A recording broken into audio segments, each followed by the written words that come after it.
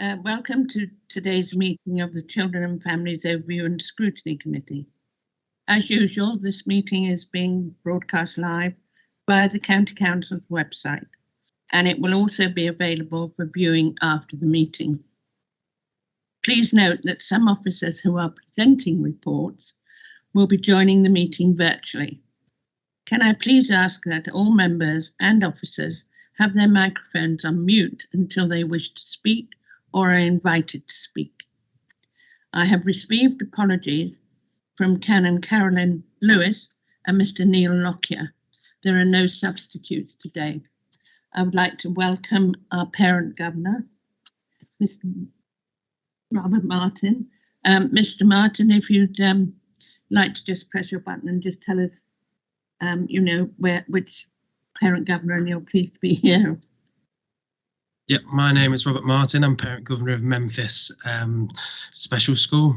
I have two children with SEND that both attend specialist provision and have been through the services that are on offer today with both of my children.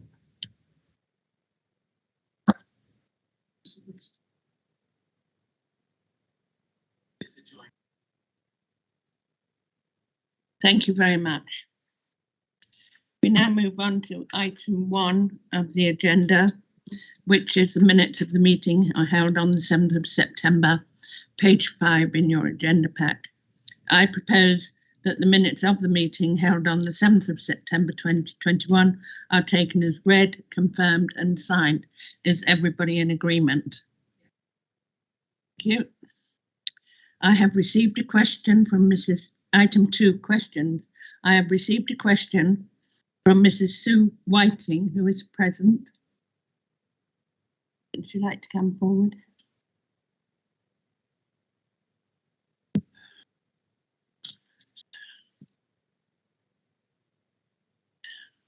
Thank you, Chair. The question and its response have been circulated to members of the committee just prior to the start of the meeting and will be taken as read.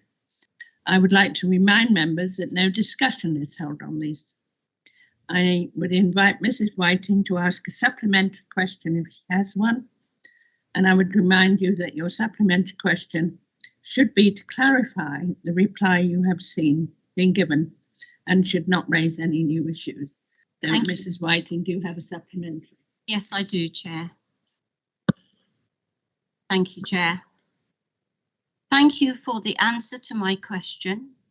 And could you please clarify that each panel to decide on EHC provision for a child where joint commissioning is required consists of a member of the Senate staff and a senior or principal psychologist and a health designated officer and a social care representative and the specialist teaching service manager and a SENCO representative and a special school representative, making a total of at least 7 people.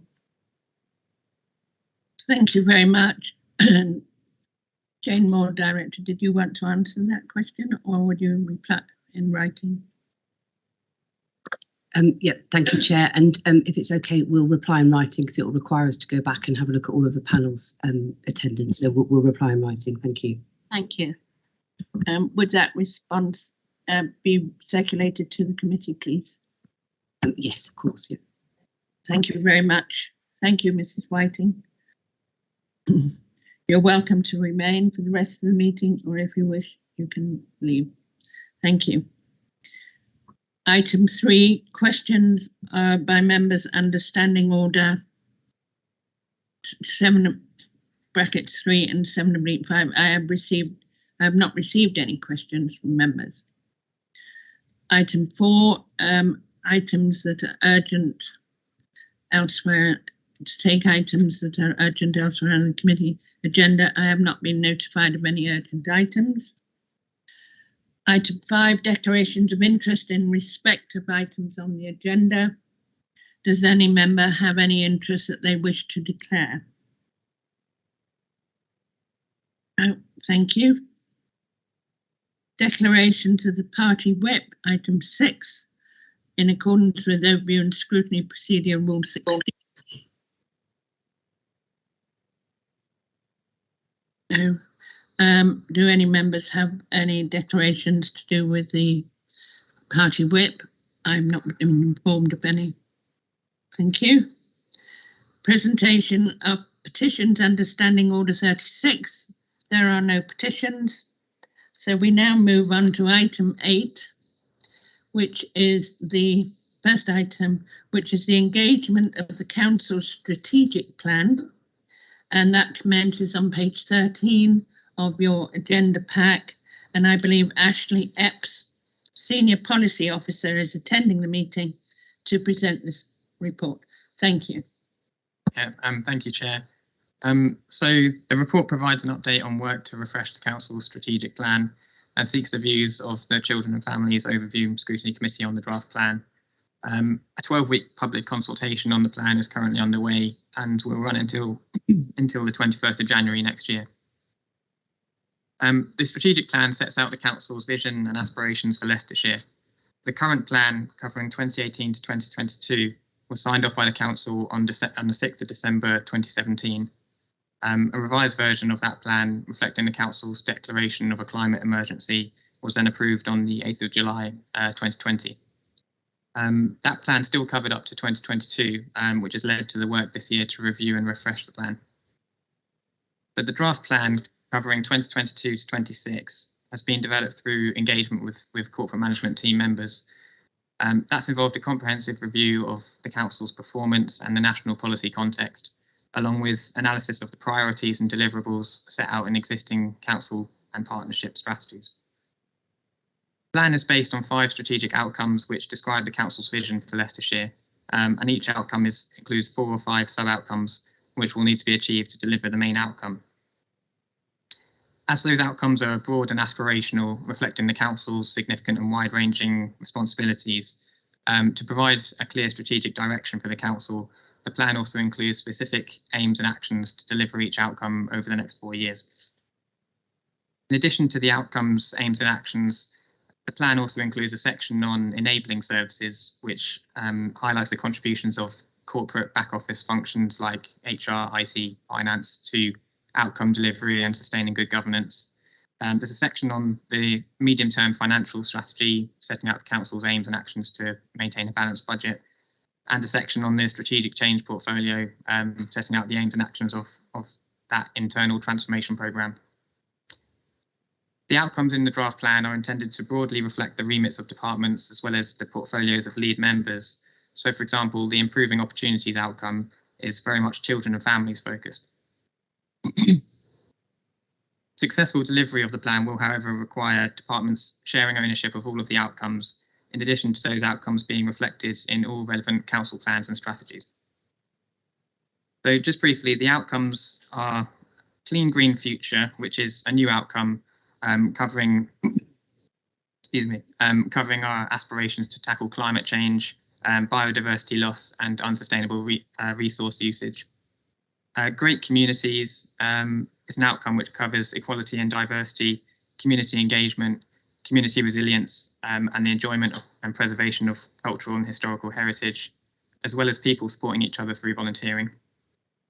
Improving Opportunities is also a new outcome, which is focused on ensuring that disadvantaged children and families access the opportunities they need to aim high and reach their full potentials.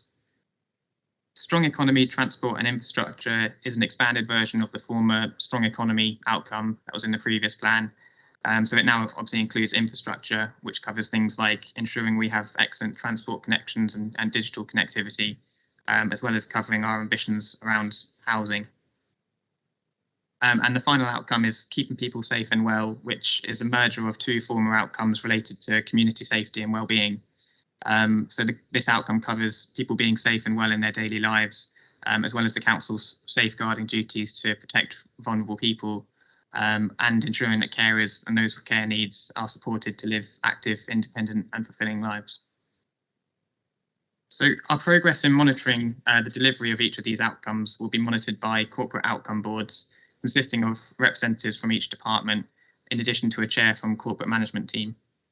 Those boards will meet on a quarterly basis to review a summary of performance related to their outcome, as well as the delivery of actions supporting their outcome. And they'll contribute to 6 monthly highlight reports for corporate management team, setting out key achievements, challenges, and improvement priorities. Scrutiny committees will also receive quarterly updates on our performance related to each outcome. The outcome boards will also have the ability to review and inform the development of council plans and strategies to help ensure that any strategy that's being developed reflects and supports the aims of that particular outcome. So in terms of the content related to children and families in the plan, the report highlights from paragraphs 11 to 14 areas of the draft plan in which the aims and actions of children and families services are reflected. The outcome with the most direct links to children and family services is the improving opportunities outcome.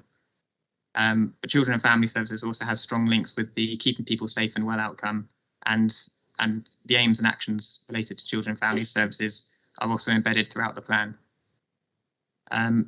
So some examples of where beyond those two outcomes the aims are reflected includes for the great communities outcome. There's a sub-outcome around people supporting each other through volunteering, which is sub-outcome 6.5.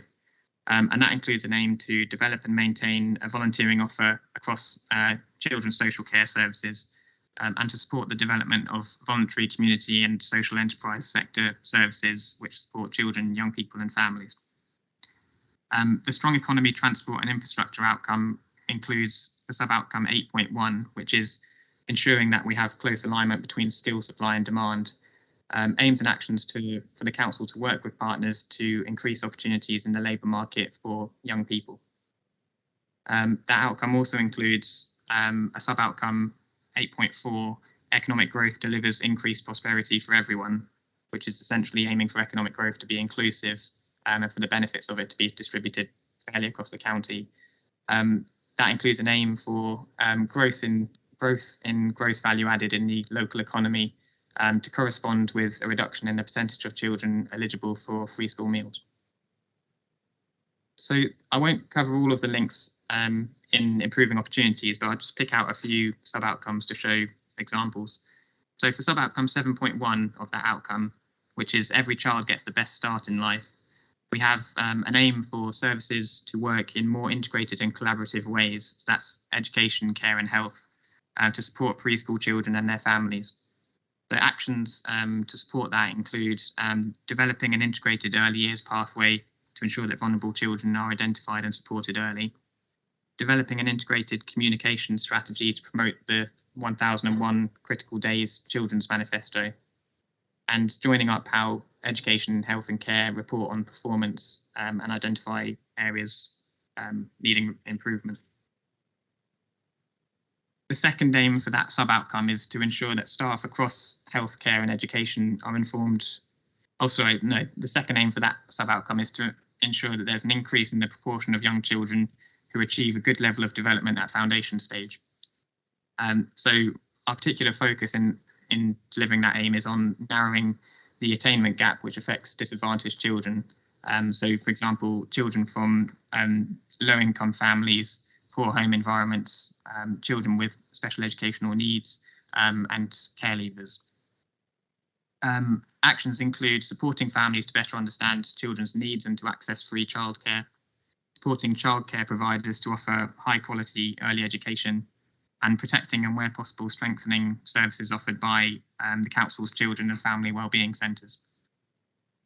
The second sub-outcome I'd like to cover on that outcome is every child has access to good quality education. So our initial aim for that is for sufficient high quality mainstream school places and special educational needs provision to meet growing demand. Actions include working with partners to ensure admissions arrangements provide diversity and choice and meet the needs of vulnerable groups, monitoring school capacity and extending or building new schools where required, implementing the council's ambitious sufficiency programme to develop special educational needs provision, developing resources in preschool settings and mainstream schools to promote inclusion, and expanding, if necessary, special schools. And the second and final aim for that sub-outcome is for improved educational attainment from key stages 1 to 4 amongst disadvantaged children. So actions include focusing on ensuring that all children in our care access appropriate, stable education placements and positive educational experiences, such as through the council's virtual school. Working with partners through the SEND and Inclusion Board to ensure that the culture of mainstream schools and providers is inclusive and staff are well equipped and supported to meet the needs of the vast majority of children with special educational needs. And improving the quality of education, health and care plans, as well as developing the education, health and care plan process and annual reviews. So the other outcome that I mentioned that had strong links to children's is keeping people safe and well. So sub-outcome 9.1 of that outcome is people being safe in their daily lives. So a specific aim related to children's is for fewer children and young people to be involved in and impacted by criminal behaviour. So some of the actions include delivering a robust whole family approach to preventing children and young people from engaging in criminal behaviour, identifying and addressing the exploitation of children and young people, working with partners to provide safe spaces for children and young people to play without the risk of being groomed into criminal exploitation, and delivering preventative street work with young people targeted in areas with high levels of antisocial behaviour. And the final sub-outcome I'll just quickly cover is for that keeping people safe and well outcome is people at the most risk are protected from harm, and that covers the council's safeguarding duties. So one of the first aims is safeguarding approaches are effective in recovery from COVID and informed by lessons from the pandemic. So some of our actions are to identify and respond to harm and neglect which may have been hidden during the pandemic, supporting care homes to minimise future COVID outbreaks, risk assessing and quality assuring care providers, and working with partners through Leicestershire's safeguarding boards to review the response to COVID and lessons learned regarding safeguarding. And the final aim of that sub-outcome is vulnerable people are identified and protected from harm and abuse. So that includes improving how we work with families to safeguard babies by ensuring robust procedures are in place and by raising awareness of risk factors, developing a communication strategy to deliver universal safety messages to children and young people, working with partners to develop joint responses to risk, including child sexual exploitation, domestic abuse, gangs, and children missing from home, and combating sexual violence and domestic abuse by developing a domestic abuse strategy, protecting all survivors and their families in safe and appropriate accommodation. And a final action is for the council to develop trauma-informed practices and offer direct support to support children to recover from adverse childhood experiences. So as highlighted, a consultation on the plan is now underway, and all scrutiny committees and the Scrutiny Commission, as well as key partnership boards, will be invited to comment. Residents, community groups and partners will also be engaged through both a public survey and offers to meet with community groups and partners. Once the public consultation ends on the 21st of January, we will analyse the feedback and incorporate it where possible into a revised version of the plan. That will be presented to the Scrutiny Commission and Cabinet in March next year, followed by the County Council in May next year. So yeah, thank you. Thank you. Thank you very much. I now open this up for questions and discussion. And the first one is Mrs. Newton.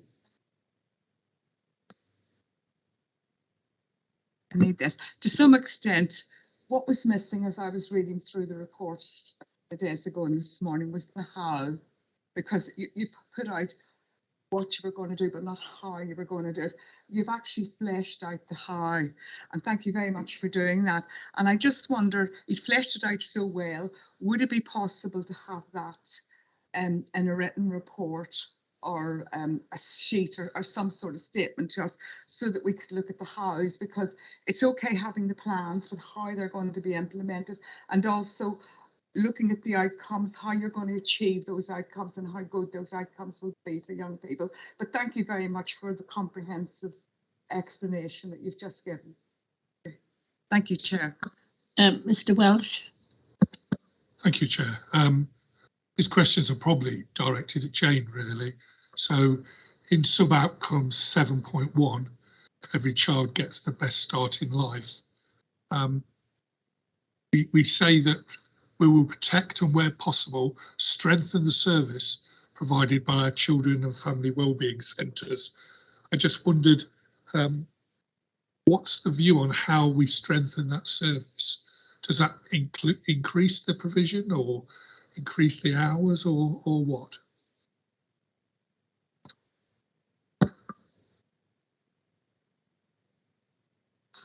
Oh, sorry, I'll do the second question all at once. Sorry. On sub-outcome 7.3, families are self-sufficient and enabled to be resilient. It says the aim is that families are able to identify their own support network and feel more able to deal with issues as they arise. There's just a bit of a feeling that suggests we might be casting some families into the wind, and I'm sure that's not what we're saying, but I'd just like some sort of validation on that. Thank you, Chair. Thank you very much. Jane Moore, want to come back? Yes, thank you. So if I pick up the first one around best start in life, we're really pleased that this is a sub-outcome in the organisation plan, because it's absolutely imperative that if we can get it right early on for children. So whilst we've mentioned one of the actions, the work that we're doing around enabling children to have the best start in life is really far-reaching, and it feeds into the priority that we've got within the Children and Families Partnership Plan, which is a multi-agency plan around a whole raft of provision that we want to have in place for children from conception right through to 2 years, as they enter into nursery. So some of that is around how we strengthen our pathways in identifying those children that might, or babies that might require additional support. It includes some of the work that we would want to do with parents around preparing to have a child, how we can do as much as possible in those kind of first 1,001 critical days. It does include the work that we do through our Children and Family Wellbeing Service, some of which is delivered through our centres. So we're already doing a whole raft of work around some of our pathways, some of our group work programmes. So this action is about making sure that we focus our attention on getting it right for children at that earliest stage. So it includes a whole range of work that we're already doing, but some of it is about strengthening our pathways. Some of it's about putting on additional provision around group work programmes, various interventions. Some of it's about making sure that children are ready for school as well, and we've done quite a lot of work around school readiness. So there are a whole range of actions that obviously include some of the work that we do through our Children and Family Wellbeing Service. In terms of the second question around family resilience, the importance of building families' resilience can't be underestimated, and it's the approach that we take across children's services already. It's called strength-based practice. It's about enabling families to develop their own resilience and support themselves going forward. So part of the work that we would do and have done over the years is about working alongside families to build some of that resilience, identify who within their network can provide support. So it's certainly not about the state stepping back. It's actually about kind of working alongside families and building that resilience and strength from within families that then makes it much more effective long term. Thank you very much. Mr. Hills. Thanks, Chair. If I could just follow up on that point on outcome 7.1 again. I think it's really great that we're fleshing out a plan to look forward to the future and improve on certain areas. Just looking to the past slightly, it says that Leicestershire ranks the worst 25% of county areas for percentage of children achieving the expected level of development of 2 to 2.5-year-olds, and linked to that will be poorly in terms of the percentage of eligible 2-year-olds taking up free early education. I was just wondering if we'd put any thought into why that is.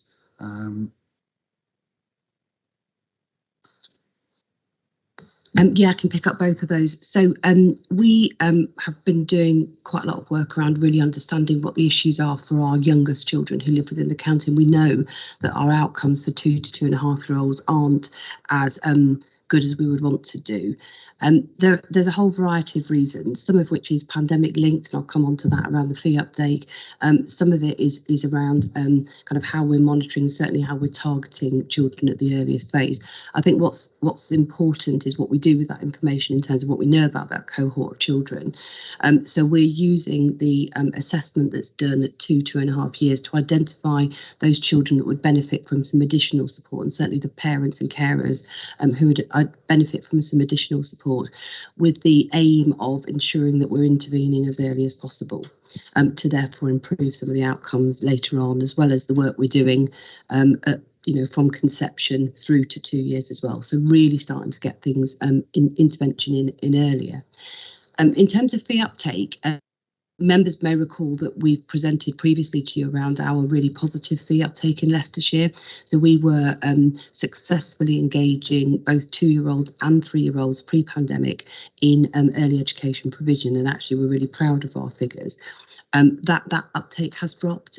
We think it's as a result of the pandemic. Some of it is as a result of the situation continuing. Parents are making some quite different decisions around early education, and we know that the numbers of children that are accessing early education aren't as high as they were pre-pandemic. So we are doing some work around the benefits of children being in early education, certainly from the age of 2 as well as the age of 3, and kind of re-promoting and resetting some of the thinking about having children in. But that outcome, I think, is really quite impacted from the pandemic, where parents were having to take children out of early education provision, and we haven't got them back to considering them being back in. Thank you very much. I think one of the things that we may need in future is a bit more information and seeing how it goes to see if it does improve. I am very conscious that, except for myself and Mrs. Newton rejoining us, this is a completely new committee. So what we were told 2 years, a year ago, is not applicable to this committee unless they know exactly where to go and find it. So I think we have to be careful that we make sure we all have as much information as we can. As fortunate, and Mr. Welsh, of course. Sorry, Jeff. Sorry. Yes, so there's only really 2.5 of us. With the greatest respect to Betty, because Mrs. Newton hasn't been with us for some time. So I think it is beholden on all of us that when we say this was brought to committee, well, unless they know which committee, they've only been here since May. So we would appreciate as much information and background information given to us all. Thank you very much. So, and we know you're doing a sterling job, Jane. Thank you. Does anybody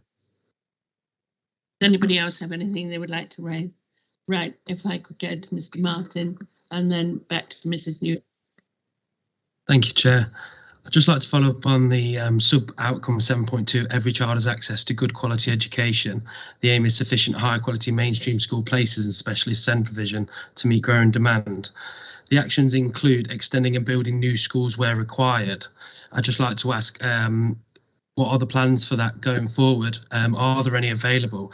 And as sort of a second part to that, how many independent school places are being funded by the local authority at the moment, which obviously could be brought within any new schools that are being built? Secondly, the aim of improved educational attainment amongst disadvantaged pupils, an action is to develop the EHCP process and annual reviews. I'd just like to ask, what does that mean in sort of real terms? What are we developing and what is the aim of that?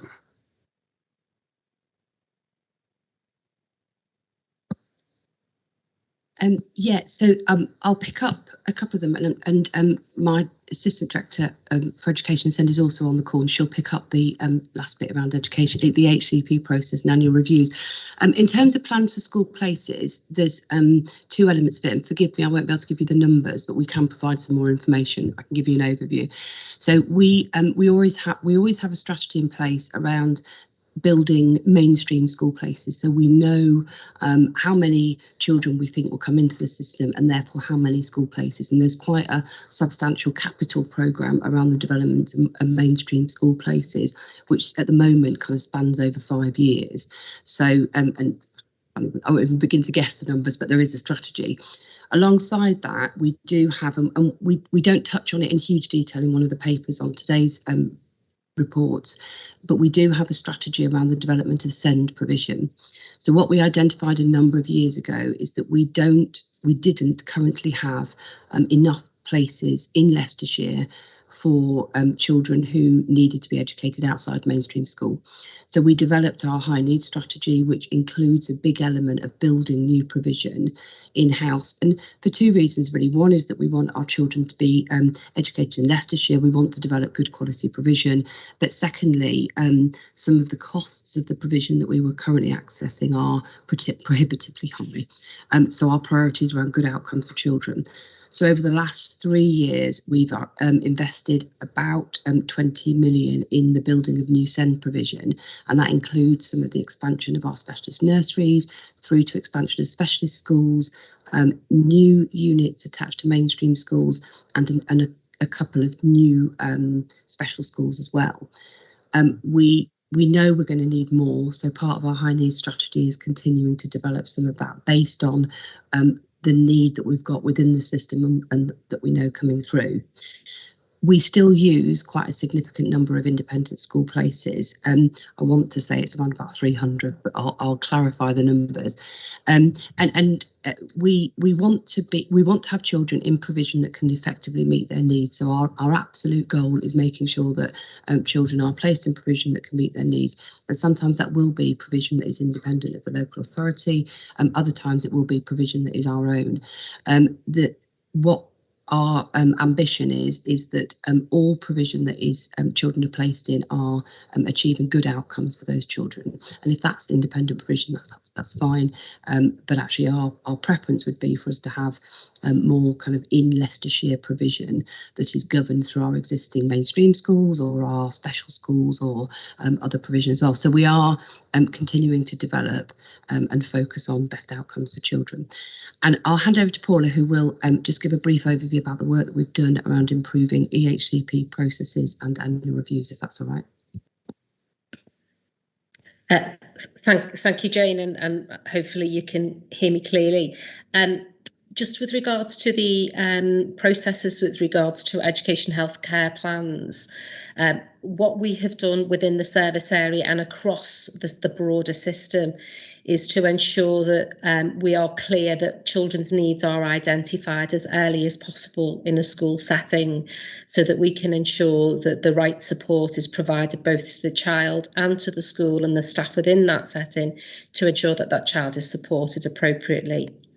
In terms of the process of a child actually getting an education healthcare plan, we are very, very clearly following the SEND code of practice, and we now have implemented a panel, a multi-agency panel that considers all of the information provided about a particular child or young person, so that a multi-agency decision is made as to whether it's appropriate to assess that child for an education healthcare plan.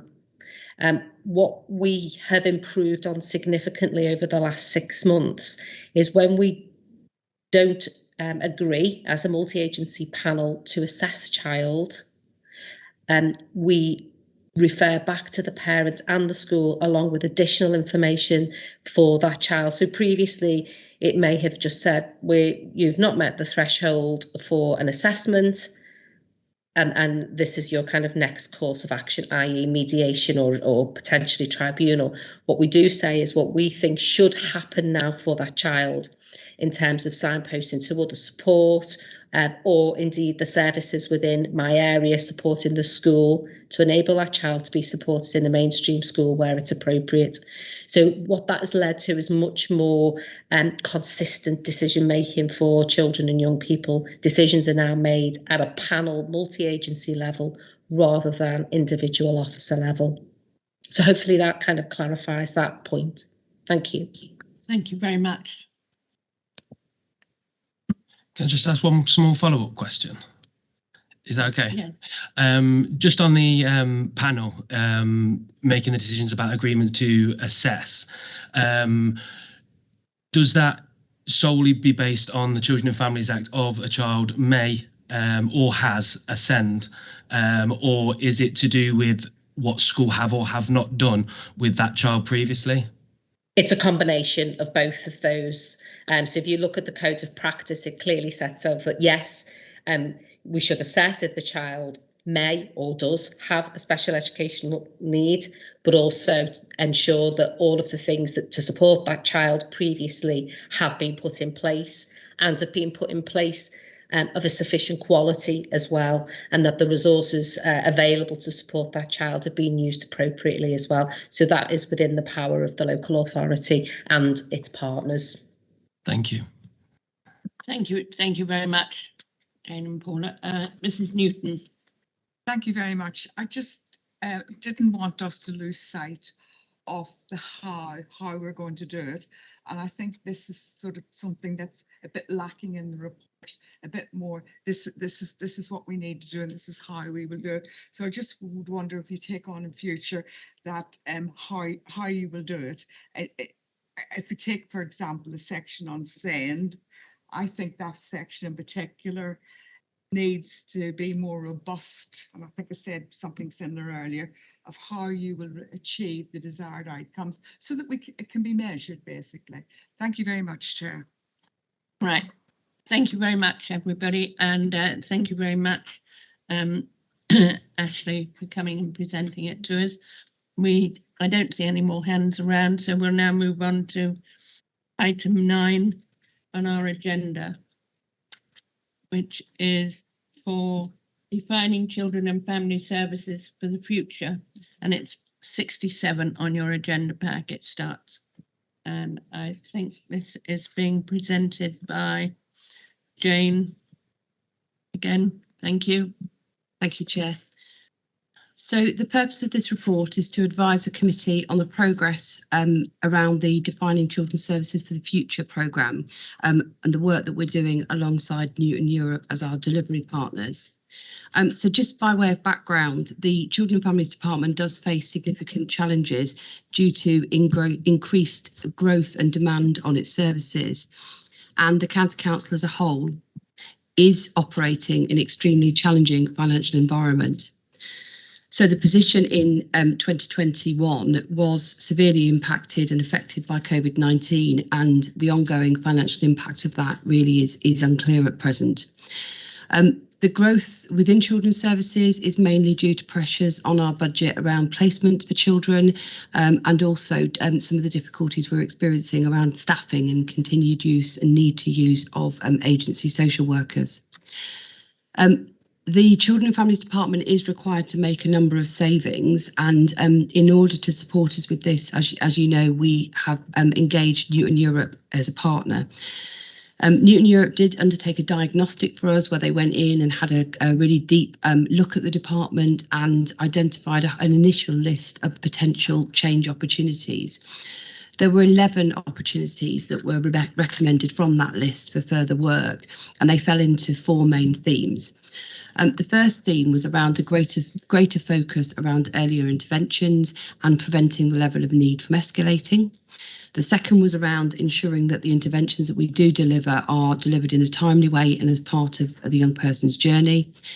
The third was around ensuring that our children and young people are placed in the most appropriate setting for their level of need.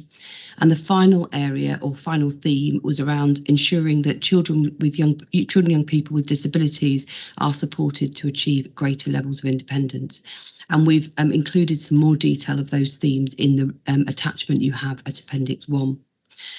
In terms of progress around the identified opportunities, Cabinet did approve us to commission Newton Europe as a delivery partner, and the work was divided into 2 stages. We first entered into a design phase, which was around developing some new ways of working, having a look at what we currently do, but looking at how we can work to realise the opportunities that were identified within that diagnostic opportunity. And then the second phase is around implementation, and that's about where we rolled out some of those new ways of working to our frontline staff and also those frontline social workers, and our early help teams as well. The design stage has now been concluded for all of the work streams that I've outlined, and the new ways of working have been developed by professionals within the department. We've included in the development a whole range of initiatives, and we've detailed in paragraph 18 a number of them, but they include the development of a new toolkit around domestic abuse, We've introduced a domestic abuse intervention worker. We've looked at how we can improve our data capture and visibility so that we can understand how we can ensure plans are more timely. We now have a meeting in place to approve our access to services to make sure that we get the right service at the right time for our children and families. We have new processes in place to ensure that children achieve permanence. We have a risk of residential meeting to make sure that children have access to family-based placements that will reduce the need for residential care. And we review our residential placements more regularly now through our heads of service meetings and really focus on trajectory planning, so looking at where that child needs to be next. We have enhanced responses to our inquiries for people who want to be foster carers, and we've also reduced times for completion of our fostering assessments as well. We've also made some changes around our improvement meetings to look at identifying barriers to improve performance around our fostering, and those are reported regularly now to the Assistant Director. And we have a new focus for child in need plans for children with a disability, so we're really focusing on the future and preparation for adulthood for those children. So the new ways of working that we've developed have been piloted and tested with practitioners. So we've piloted and tested them in real life environments in teams. And we've also looked at different situations as well as the digital tools that can be developed to support those new ways of working. We've provided training to frontline staff, and that's been accompanied by some quite intensive support to practitioners in order to make sure that they can apply the training that's been delivered as well. As of the beginning of September, the new ways of working that we've implemented across the department are delivering what we think is an annualised benefit of around 7 million. So that contributes towards the savings that we need to make as a department. So that does represent quite significant progress towards the target that we had at the beginning of the programme of around 8.7 million. As the implementation period progresses and the new ways of working become embedded, it is expected that those annualised benefits will increase as we approach that stretched target that we set out at the beginning of the programme. In terms of the remaining work, there are 2 areas of work that are still in design or the pilot phase at the moment. That's how we look at utilising our non-qualified or non-social work practitioners to really add value to the work that we do with our children and families. But also we are still doing some further work around that domestic abuse intervention officer that I mentioned earlier in the report. So all of the other projects and related work streams are now in implementation stage. So that means that staff are working on them and working in that new way of working.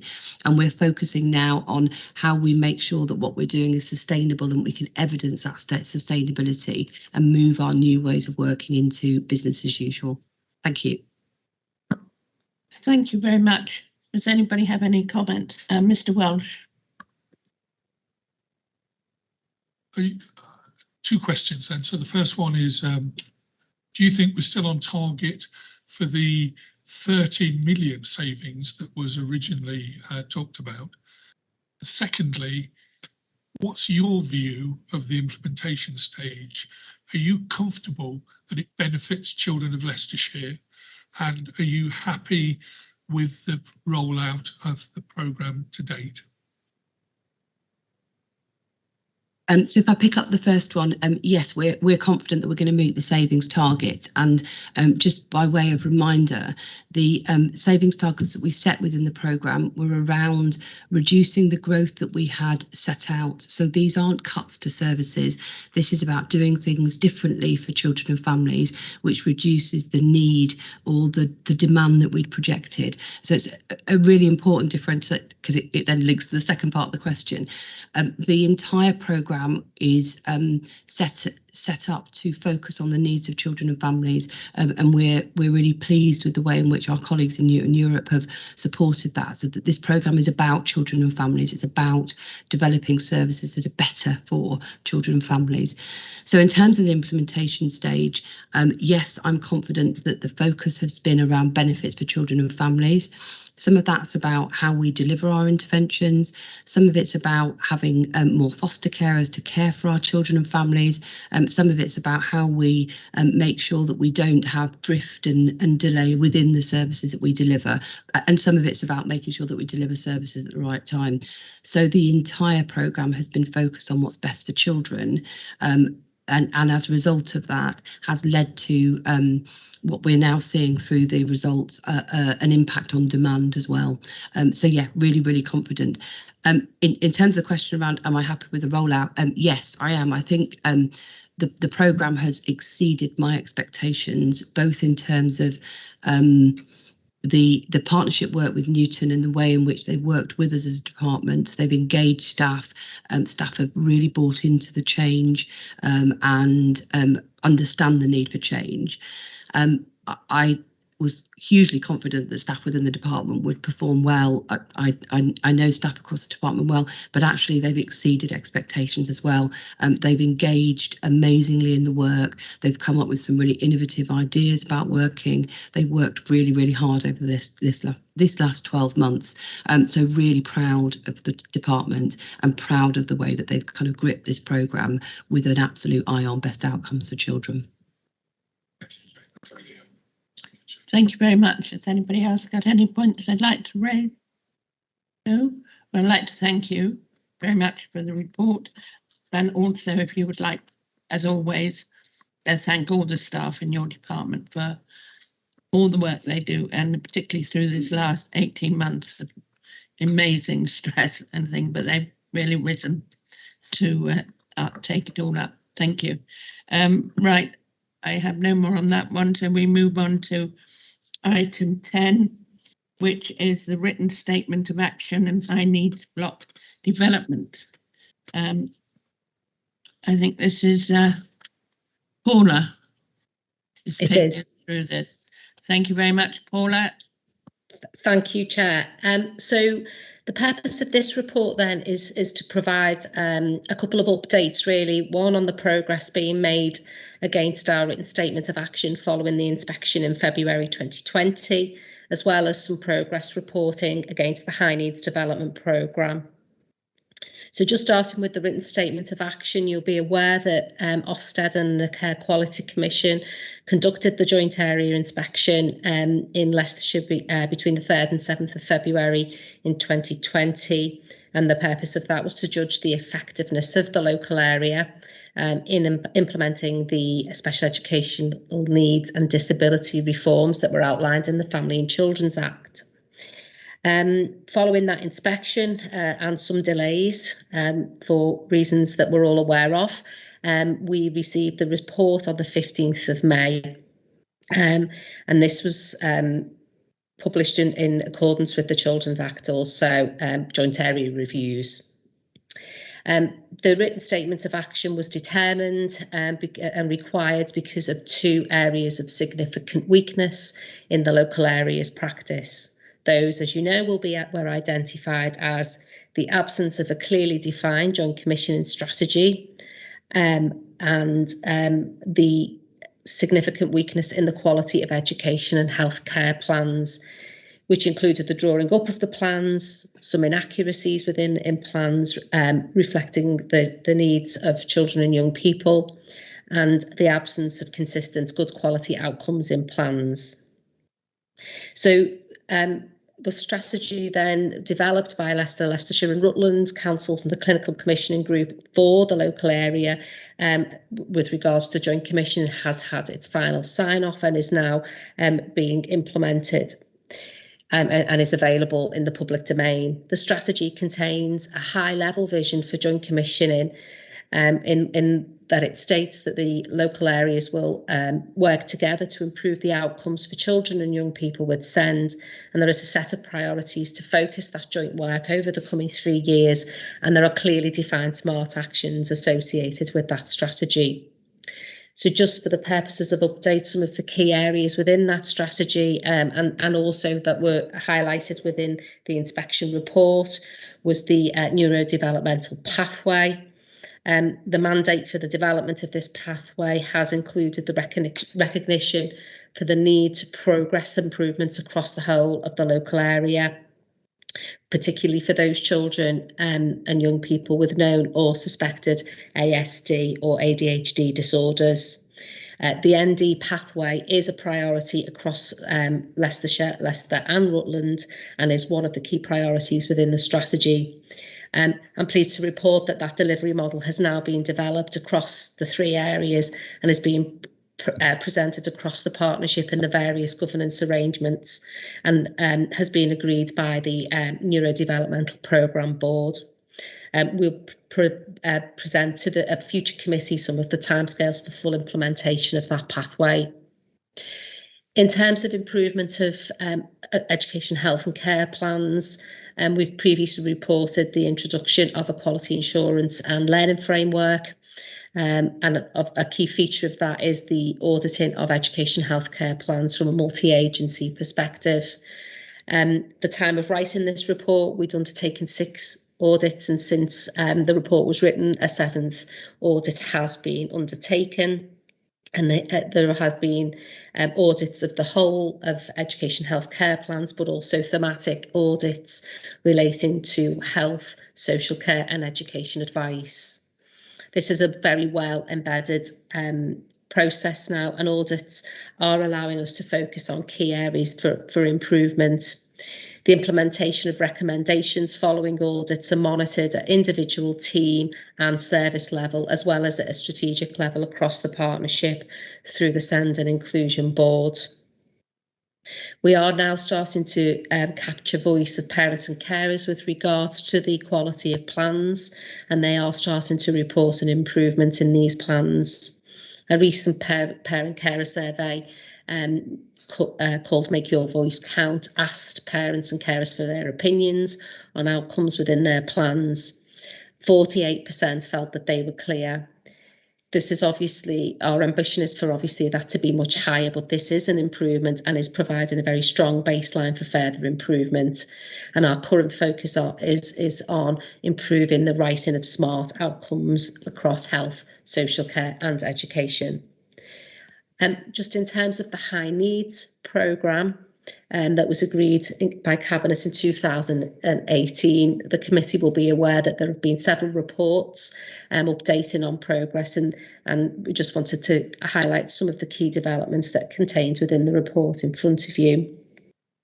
Our inclusion services now have a very clear focus on identifying settings that potentially need additional support to better identify and support children with SEN and disabilities much earlier. You will also be aware that the Centre Service has had a significant restructure that provides clarity around roles and responsibilities within teams, and there's a locality model being implemented and is very much beginning to embed. The service structure is supported by fit for purpose documented processes that are beginning to improve consistency in our decision making that I referenced earlier, and have significantly increased management oversight in order to support the further improvement in quality. There is a performance management framework in place, and centre management clearly understand and better monitor performance. Again, as referenced earlier, the SEN Sufficiency Programme was developed around £30 million capital investment over 3 years. It currently encompasses 35 projects, which has provided us with 534 additional school places in the system to support specifically children with special educational needs. And we're beginning to receive very positive feedback from parents and carers and young people about some of this provision, namely Foxfields Fusion and the New Oakfield site, which is really positive. As I mentioned earlier, our decision to assess panels have been refreshed into a multidisciplinary model that includes a range of educational specialisms, health and social care. And it's resulting in a much more consistent and robust decision making within the legal framework, whilst ensuring that the right children receive timely support or assessments where appropriate. The Education Healthcare Plan itself has seen significant changes.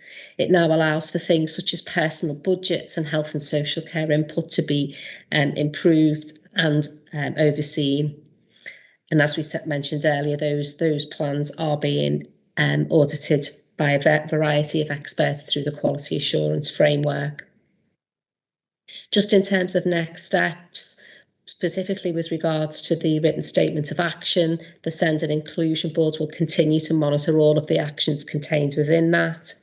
And those actions are also included in our Send and Inclusion strategy. Performance reports relating to the delivery of both the strategy and the written statement of action are developed in preparation for our re-inspection, which is likely to be next year. The latest formal meeting with the DfE and NHS England was held on the 11th of October, and we had very positive feedback from that. And our fifth formal monitoring meeting will be in November. Our focus will be on reducing our dependency on independent schools, particularly for those children who are not being educated close to home and in their communities, and that will be through continued capital investment, if appropriate, as well as other improvements in terms of ways of working and inclusion activity in schools. And we'll also continue to focus on managing demand through good support in preventative activity and early intervention in schools and early year settings. There'll be a renewed focus on ensuring provision for children and young people is jointly planned and commissioned with other services and health partners, as well as ensuring the approach taken with our post-16 learners is as effective as possible, and their education healthcare plans for these young people are focused on preparation for independence and adulthood.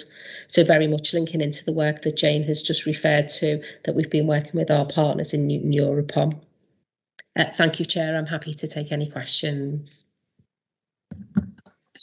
Thank you very much, Paula, for a very concise and interesting report. Mr. Welsh. Thank you, Paula, for the presentation. But can I say, a lot of that sailed over my head. I really struggled with that. Nothing, just because of my understanding of the issues involved. So I've got two questions. So to sum it up, the areas of weakness outlined in the report were quite serious, and reading them again, I'm still very worried about the content of those areas of weakness. Are you happy, as the Assistant Director, that we've now got these issues in hand? And secondly, can I just check, did you say that you expected a follow-up inspection next year, but maybe I misunderstood that? Thanks, Paula. Paula, back to you. Yes, just in terms of those two areas of significant weakness, which were the absence of a joint commissioning strategy and framework, and the quality of education healthcare plans. I'm confident that we are making very good progress against both of those areas of weakness. The joint commissioning strategy was also an area of weakness for our colleagues in the city, and we've joined up with the city as well as our colleagues in Rutland to develop a joint commissioning strategy across the area, given that our clinical commissioning group operates on that footprint. All of the actions for the current year in the joint commissioning strategy are on track, and in the report, the draft report that we've got from our last formal monitoring meeting with the DfE, and they are reporting that they have seen progress and sufficient progress against that action. Similarly, they've reported back that our quality assurance framework is resulting in an improvement in plans, and we are now also capturing the voice from parents and carers as to whether they are feeling the impact of that work. And as you can see from the report, early indications are that they are seeing the improvements in those education healthcare plans. So in summary, we're confident as a local area we are making sufficient progress against those areas. With regards to a revisit, which is what is expected once you've received a written statement of action, whilst we don't know the actual timescales, particularly given there's been some delay because of the pandemic, we are anticipating a re-inspection next year, and the focus from inspectors will be on those two areas. And our regular meetings with them have been very positive in terms of our progress against those areas. Thank you very much. Mr. Martin. Thank you, Chair. Thank you very much for that report. I'd just like to ask 3 points. The first is, what does the neurodevelopmental pathway look like, and how is it different to what children and families experience currently? The second is, I'd like to commend the restructuring of SENA. I think it's been quite a bumpy time for parents, but we seem to be coming out of the other end of that. One point is that with 300 children approximately going to independent schools, this is regularly not in their locality. When you're dealing with SENA with this, where you have a locality team where you live and you have a locality team of where your child goes to school, I think there's considerable difficulties that parents are facing in this, and I'd just like to bring that to the attention of yourself.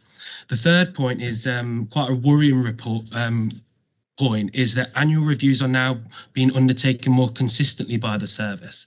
My belief is that annual reviews are a legal requirement within the Educational Health and Care Plan document. I've never had anybody from SENA at any of my annual reviews, and I'd just like to express concern about that, and how are we actually moving forward to ensure that every single annual review has SENA there and also reflects the needs of the child going forward. Thank you, Chair. If I could, is it okay for me to pick up those points? In terms of the neurodevelopmental pathway, there isn't a clearly defined refreshed pathway yet. There's a whole programme delivery board around that, but what its aim is to do is to ensure that children are supported as early as possible without the need for a formal diagnosis. What parents report to us at the moment is that they are waiting for a formal diagnosis before they are able to access any support services. So the aim of the ND pathway is to make it very much from early identification through to some of that kind of more statutory support required. I do intend on bringing a report to a future scrutiny committee as part of our SEND update with more detail around that programme. It is obviously being led by our colleagues in the clinical commissioning group and provider services. With regards to your second point about the SENA restructure, thank you for that feedback. When we do these quite significant and fundamental restructures, it's always quite an anxious time, both for those of us leading on it, but also for staff involved. And I do think we are really beginning to feel the positive impact of that new structure and the locality model. But I really welcome that feedback about, particularly for those children who are educated outside of their locality, and I'll absolutely take that back into the service area, and thank you for that. With regards to attendance at annual reviews, well, first of all, annual reviews are a statutory requirement, absolutely right, and every child should have one within 12 months of the plan being finalised. The local authority, it isn't a statutory duty for the local authority to attend every annual review. It's generally led by the school. But what we are doing within the service is prioritising those that we can. We have 5,500 education healthcare plans within the county at the moment, and with the best will in the world, it would mean the service, that was all that they did. And obviously there is a lot of other activity within the statutory system, but we are prioritising those, particularly where the child's needs are complex, or they're in a placement that is far away from their local community, and the parents wish for that child to be potentially moved to a local maintained school. So there are a variety of criteria that we will apply to prioritising when a local authority officer must attend an annual review. In the report, we do highlight that we are more consistent in our approach. Previously, again, the there was an absence of a prioritisation, and now that we are absolutely prioritising those that are needed, and we aim to improve on that significantly next this academic year. Thank you. Thank you, Paula. Thank you very much. It's interesting to just get the figures that there are 5,500 EHC plans under our care in Leicestershire, and that's just Leicestershire. I'm presuming it is not including Leicester City or Rutland or anywhere else. Thank you. I think that puts things into perspective a lot more. And this is the type of information that is very helpful to a new committee, to committee members, should I say, not new committee. Right. Are there any other points that anyone would like to raise? No, well, thank you. It's not so much a point, it's just more or less to ask, with all the work that you have to do in this particular area, what impact has COVID had on your work? Has it resulted in delays and young people maybe not getting the service that they need at present? I just wonder if you could touch upon that for a few moments. Thank you. Certainly, there isn't any specific hard data about delays. We can draw some conclusions from, if you like, the front door into statutory services.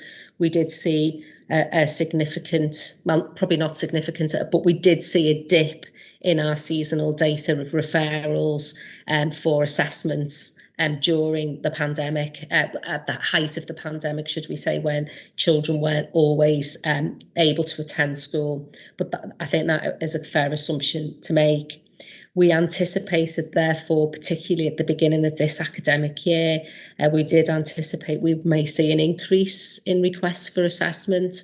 In fact, they're about where we would expect them to be, so we haven't experienced a significant increase. Some of the things that we have experienced as an impact of COVID is the number of children with a special educational need, not always with a plan, but with a defined special educational need, being electively home educated. But those, and you'll see that in the performance report later, although it doesn't clearly set out those children with special educational needs, but we know that kind of locally. But those numbers are beginning to decrease again in terms of the numbers of children being electively home educated. So that's one of the impacts. What we probably won't know for some time is whether children had their full provision as detailed in their plans. We had a slight relaxation in statute, as you'll be aware, but it was only temporary. And whether that either A, didn't happen as much as it should have done, and B, whether that has impacted on outcomes for those children and young people. But certainly something we are closely monitoring, and actually the DFE and CQC are asking for that information in our regular meetings with them following the inspection. Thank you. Can I quickly ask that once you gather together the information and analyse it, could we get a report back to where we are with it? Thank you very much, Chair. Thank you very much. I see no more hands, so we'll move on to item 11, which is page 83 of your agenda pack, and this is the quarter 2 21-22 performance report. And I believe this is Sharon taking us through this. Thank you very much indeed. Thank you, Chair. I'll present the report and take any questions in relation to our children and family wellbeing, stroke early help services and children's social care. Paula Sumner, colleague AD, will cover the parts of the report that are connected to education and early years. And also in attendance for committee's information today is our colleague Paula Foster from Business Intelligence, who actually take responsibility of pulling this report together for us. So the purpose of this report is to present to the committee an update on Children and Family Services performance for quarter 2, which is the period July to September of this year. Section 2 to 4 of the report gives you the policy framework, previous decisions, and outlines some of the background information to this performance report, and includes the impact of COVID. As an overview, in section 6 of the report, from the 19 measures that have been reported on, 2 have improved in this particular quarter, 6 show no significant change, and 4 show a decline. In addition, there are 6 indicators where the information is provided, but there's no polarity to that. And from the 12 measures that have a national benchmark, 2 place Leicestershire in the top quartile, 6 in the second quartile, 1 in the third, and 2 are in the fourth. So section 8 to 18 of the report takes you through the key performance around helping children to be safe, live in stable environments, and have secure attachments. And as the committee can see, there are a number of performance indicators showing improvement and showing Leicestershire to be in a high quartile. They are around re-referral rates, which are measured to ensure that the first time children are referred into services, we get them to the right service and the right place, so reducing a need for re-referrals. The timeliness of assessments when children need to be assessed to be in children's social care. Of particular significance is the rate around children who are in our care having 3 or more placements. So the lower the percentage, the better, because that indicates stability for our children in care.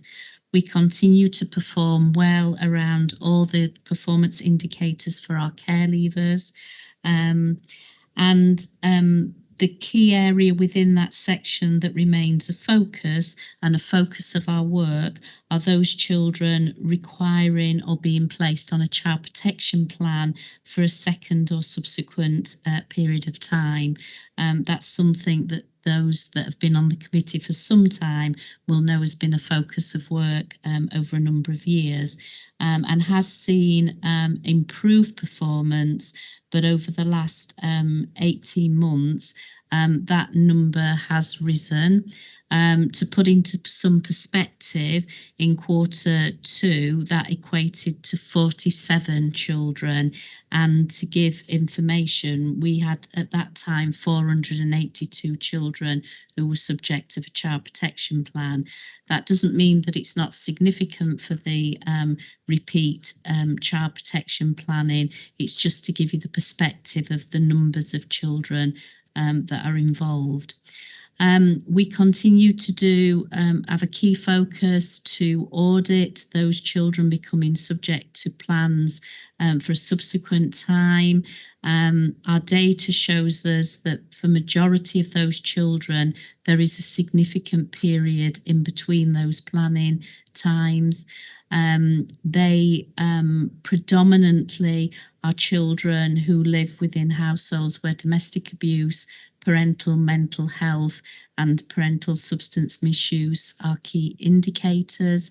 It is linked very much to the work that Jane shared earlier, that's been a focus of our defining work around domestic abuse, because domestic abuse is also one of the indicators for those children who are subject to a plan for the second time. And although is a clear focus for our work, just to note that although the national data is old data that's available, I am aware from discussions with colleagues that during COVID, a lot of authorities have seen an increase in that number when families have had, for periods, have had less access to services and support services. So families under stress have for periods of time not been able to access some of the support that was available. Section 19 of the report onwards talks about or provides the detail of those families requiring support from our Children and Family Wellbeing Service.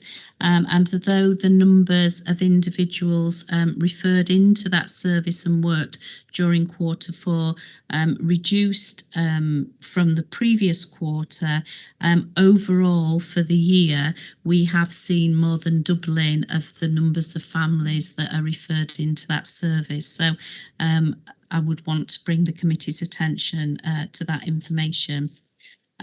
Paula, as I said, will take you through the education part of the report and early years. But just to conclude my part, section 23 to 24 provides the details of those youngsters where youth offending and our youth and justice services are involved. And although that shows that the reporting of some of that data is a yearly annual reporting, we do know that our numbers of youngsters who are in who are remanded or placed in custody remains very low, so the performance around that service remains strong. I'll hand over to Paula Sumner, who can take you through the education and early years, and then we'll take any questions that committee may have. Okay, thank you. Just to pick up the key points, really, we reported at the last committee some slight concerns around the take-up of eligible 2-year-olds who have taken up their entitlement. That is beginning to increase.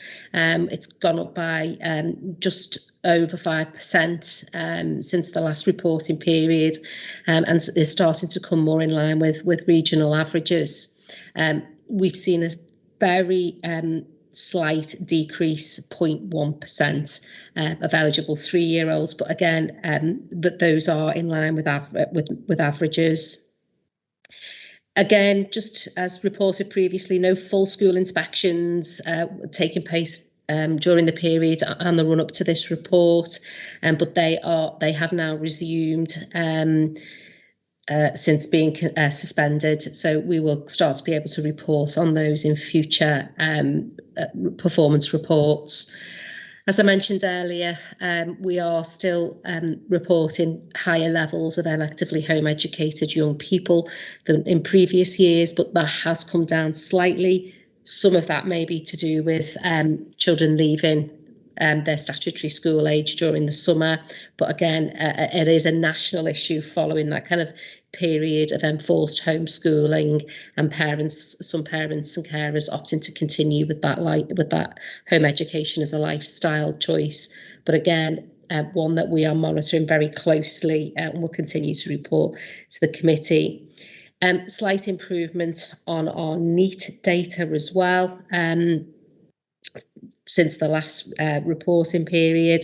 But again, an area that we are monitoring, and one of the things that we are looking at is how many of those children and young people may have a defined special educational need, because we are looking to improve our post-16 offer for those young people. So we can report back on that in future meetings. Thank you. Thank you very much. Do I have any questions? Mr. Welsh. Chair, I am worried about the children being subject to a second or a subsequent time. Although Paula's point's well made that the number, so I can't remember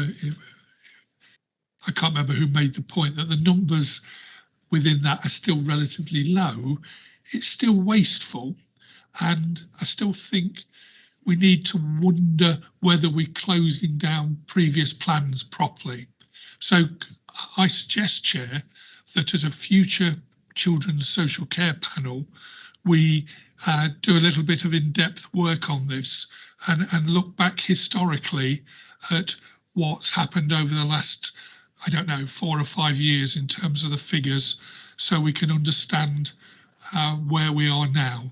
Thank you, Chair. Does anybody, I don't think you'd have a problem with that coming to the social care panel, and it would give more information around and make it more visible, transparent. Thank you. Thank you also, Paul. Else have any questions they'd like to ask? Mr. Martin. Thank you very much, Chair. Just one small point.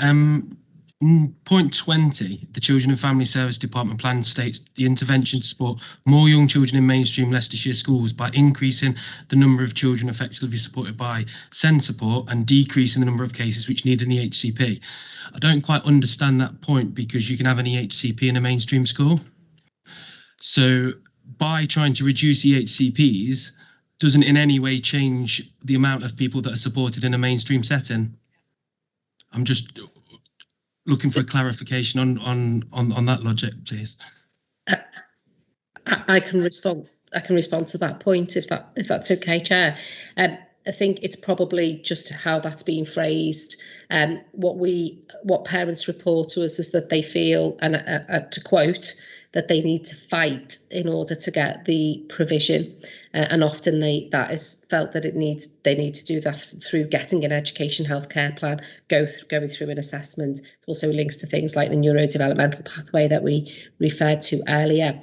What we want is for more children, whether it is appropriate, to be supported in a mainstream school at SEN support without the need to having to have a formal statutory assessment. They should be able to access that support earlier and without that requirement. It's possibly just the terminology used in that paper. Thank you for that. Just one follow-up. My view as a parent of fighting for an EHCP in a mainstream school would be that an earlier, quicker EHCP would actually stop more children ending up in independent schools, in special schools, rather than trying to send it back to SEND support. An earlier, quicker EHCP in place would stop children going onto the high costing. My opinion would be that it's flipped, but that's just my opinion, having fought for a child to get an EHCP. Can I just respond to that? I think yes, of course. I think it's a really important point. What our intention is around making sure that children get the right support at the right time. If that's through an educational health and care plan that can meet a child's needs, that's what needs to happen. The intention is around making sure that children can be supported at the earliest opportunity and at the right opportunity. So I think the kind of language in that paragraph is much more about how we get it right earlier on, as opposed to whether it's an education health and care plan or a SEND support plan. It's about making sure that support comes in at the earliest opportunity, both in terms of age as well as identification of issues as well. So I think you make a really valid point, and it supports the strategy that we're taking, or the approach that we're wanting to take.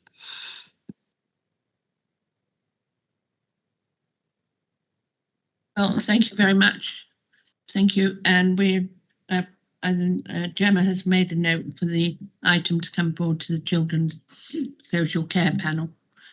Thank you very much. And we'll now move on to item 12, which is the Leicestershire Fostering Agency Statutory Report, which commences on page 91 of your agenda pack.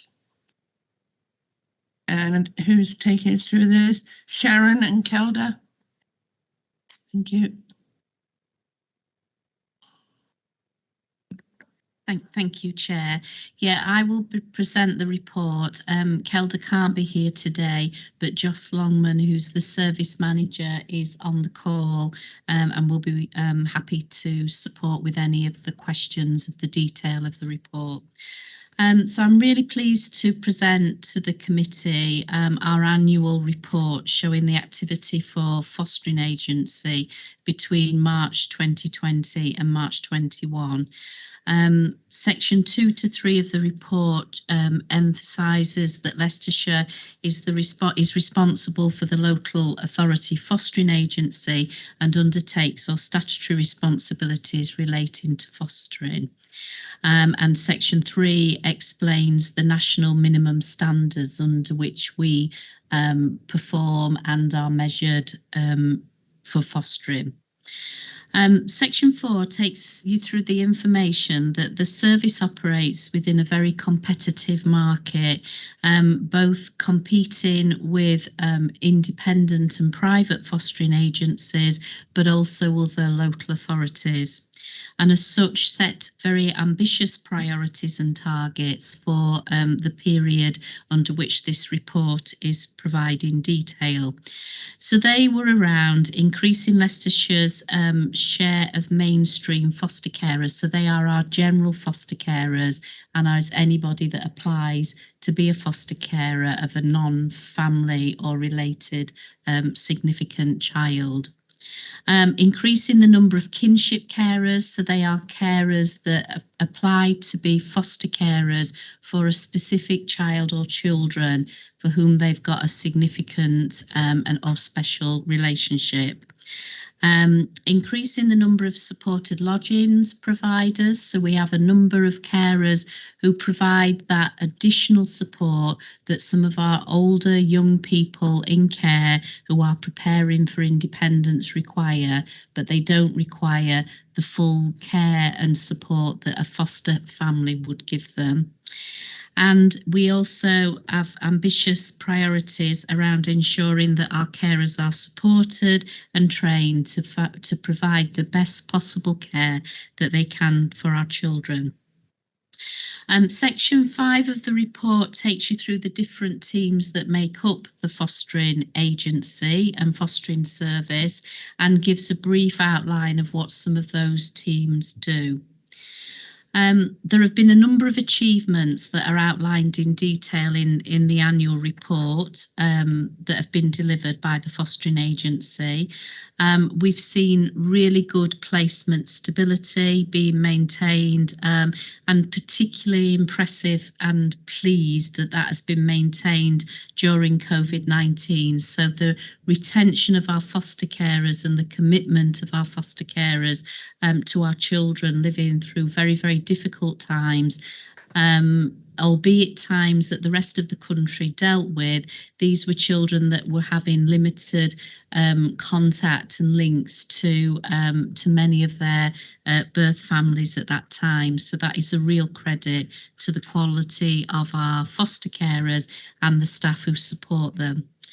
The service has provided high quality training through virtual forums and has really improved that access to training for carers, but has also worked really hard at how we capture the voice of our children and carers in the annual review and the report that's before you. A mentoring scheme for new and inexperienced carers has been developed, and the service has increased capacity within our dedicated placement support team. So that is a team of staff of a variety of skill mix who can actually 24 hours a day, 7 days a week, can support some of our children that are going through the most challenging of experiences and can support the carers to help stabilise that placement for all concerned. Over the year, there's been an increase in the number of independent visitors. So independent visitors are people that apply and are assessed to befriend our children in care and may befriend a child who perhaps doesn't have a lot of contact with other people outside of their care setting, and they can do, they are fully assessed, they are fully checked and police checked, but they are there to do some fun things with youngsters. So they might take them fishing, or they might take them shopping, or they might take them to the cinema, but it's somebody, a connection for the child outside of the carers, and somebody that children can be supported by. And our number of supported lodgings carers has also increased. So the performance overview is outlined in section 8, and although during this period we didn't see the growth and increase in mainstream carers that we hoped to see, I can report that neither did we see what we projected to be usually the carers who were retiring or resigning. We actually saw and stabilised, and during this period saw a lot of retention of our carers. And I can report that we have worked hard, and when we come with the report for this coming year, we're already seeing an increase in those mainstream carers. Section 9 of the report takes you through the process of people making inquiries to be foster carers, and takes you then through the process of how we assess carers and how we make sure we do the best possible match of our children with the carers that they will live with. So an overview of the targets we've provided for 21-22 is to provide you, as along with the annual report for 2021, are some of the ambitions that we are setting out and we are actually already working towards and are working towards achievement. So that takes you through an overview of the report. And happy to take any questions. As I say, Joss Longman, who's the service manager, is also on the call and is here to answer any questions the committee may have. Thank you very much, Sharon. Mrs. Newton. Thank you very much for that. It's not directly related to foster care parenting as such, but it is about if we haven't seen an increase in foster carers where we need it, will this create a gap where young carers will have to step up and fill that role? Thank you. Yeah, we for last year, which is the annual report being provided, we didn't see an increase in new mainstream carers. We did see an increase in kinship carers, and we did see the retention, a better retention of our existing carers. What I can say is that the progress to date on this year's report, which is obviously not what's being presented today, but for information, is that we are starting to get more mainstream carers through. Just to clarify, and please tell me if I've misunderstood the question, the provision of foster carers for our children in care wouldn't see an increase in young carers, or wouldn't see an increase in responsibility on young carers. But if I've misunderstood what you're asking, please say. No, it's sometimes people are not aware. My research background is young carers, Yeah. as you know. But my worry is where there's a gap, young people have to step up and take on that role, whether they want the role or not. And as you well know, it's the hidden face of community care. And I just hope during this COVID time that we're seeing the bigger picture and the more detailed picture, ensuring that young people are not having to step up to that role while they're still growing up. Thank you. Yeah. Yeah, I mean, what I can reassure is that our service for young carers and assessing and supporting young carers is strong. And I can also say that we have a robust process around those children that need to come into our care, and we ensure that when they need to come into our care that happens. So we've not, if this answers your question, we've not got a number of children that should be in care that are left at home and are then taking on more responsibilities at home that they should. Mr. Walsh. Well, I'd like to welcome this report. I think it's a really good news report, and we often spend these meetings being critical of what's happening, but this is really, really good. The numbers of carers are going up, the stability of the placements. I was also particularly pleased to see the numbers of kinship carers rising, because it means that the children still have links to the family. and so much better that if we can get kids in that type of placement. So everything I see in this says good news. So well done to that section. Thank you. Jane. Yeah, I just wanted to pick up on Mr. Welsh's comments, and I think one of the things I want to add is absolutely well done to the fostering service. I think the work that they've done over this year in supporting our foster carers to continue to be successful with our children is just amazing, alongside recruiting more foster carers. But actually to our foster carers as well, and I know Sharon touched on it in the introduction of our report, they provide such amazing care for our children, and they've done that in the context of the COVID experience that we've all been going through, but with young people who do require additional support as well. So I think absolute credit to our foster carers as well as those people who support those carers, particularly over this period of time. I think I would endorse everything you've said. Both all of the committee would appreciate that. I remember it must be 3 or 4 years ago now that we had the big gathering at the Sue Townsend Theatre when the foster children had written a book. I don't know if it's still available, but if any of you haven't got it yet, do so. It was the most amazing evening to see what those children in foster care and the carers had done. I think it was a highlight, and I think Mrs. Seaton was there as well, and most of it were there that could be. And I think it was absolutely fair. And hopefully in the next year or so, we'll be able to do something with the children in foster care and foster carers, again, to highlight how amazing they are, because that was really amazing. Mr. Leon Hajniki. Call me Leon, thank you very much. Sorry, I'm a bit confused about the statement that the kinship foster care is better than the non-one. So is this based on any data? I'll let check.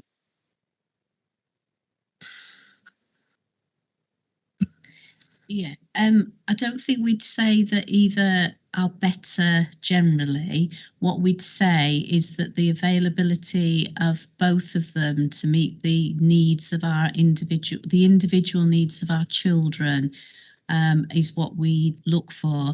And a kinship placement, the benefit of a kinship placement is that it's somebody that has had or has a significant relationship with that child, usually before they've come into care.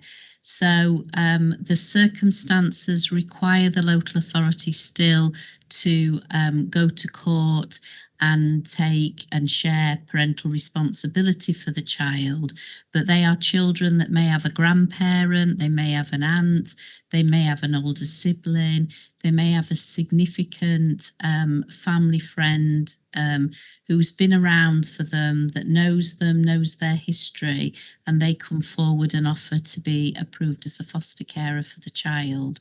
So in those circumstances where that is possible, they bring with them the child's history and a knowledge of the history and a knowledge of significant relationships, which is always very positive.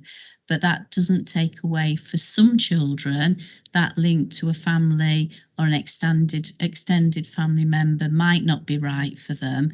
And in those circumstances, our mainstream foster carers may be right. But I think it's positive that we have the choice, and it's positive that we can make that choice based on individual children's needs. Thank you very much for this, but I ask whether you have any data. I understand the hypothesis. It is a wonderful hypothesis, but on the other hand, to play the devil's advocate, actually there are some dysfunctional families with internal disputes. So one may argue actually that the kinship may not be as good as a non-kinship foster care. What I'm asking is, do you have any data? what we have available is we could provide the data not only of the numbers we have, but the duration of those placements, because the success would be that they are carers that have been able to care for that child throughout their childhood, and the child has made significant progress, and the outcomes for that child are evident. So we could provide details of the number of our children who have grown up with kinship foster carers, and the success that those children have had.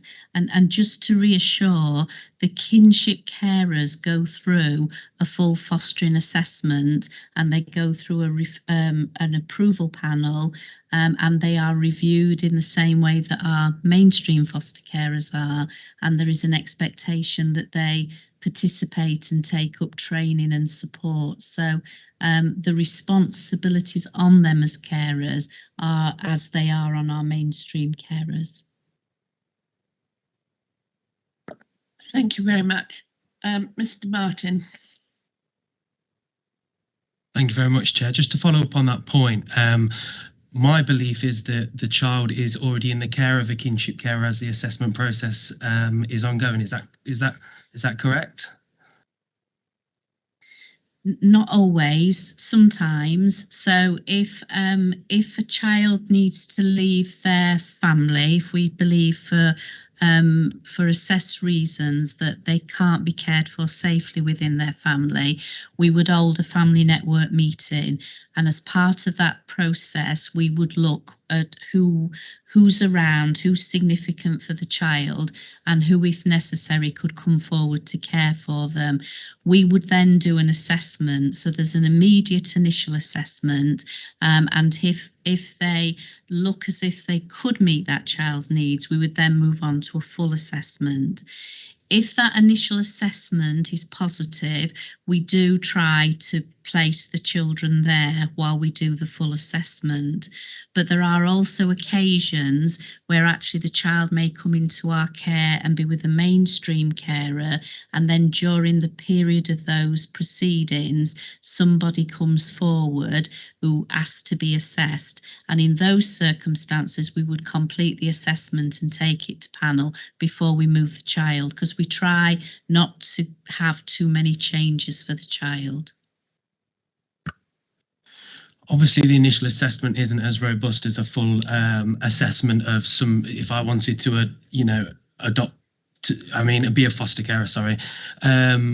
What are the time frames then between an initial assessment and kinship carer going to panel? How long does that generally take? Because obviously the point that was made is that not always is it functional. How long is the kinship carer assessment process taking, maybe as compared to the foster carers that do it before getting care of a child? Okay, well, Joss can come in with some of the key detail, I'm sure, but that initial assessment, those initial checks can be done very quickly. So they can be done within a matter of days, because they're checks with the police, the checks with health, there are checks, the accommodation and testing out the significance of that relationship. We can then agree on those basic checks that a child is placed there while we do the full assessment. Those full assessments usually take up to 3 months before they are presented to fostering panel, but I'll let Joss talk to you about some of the detail for the kinship.